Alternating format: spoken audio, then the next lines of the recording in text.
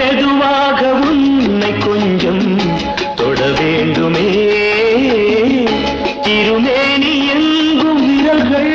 பட வேண்டுமே அதற்காக நேரம் ஒன்று வர வேண்டுமே அடையாள சின்னம் ஒன்று தர வேண்டுமே இரு தோளிலும்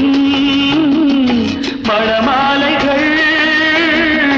கொண்டாடும் காலம் யாரு கூடும் என்று தவிக்கின்ற தவிப்பெண்டவோ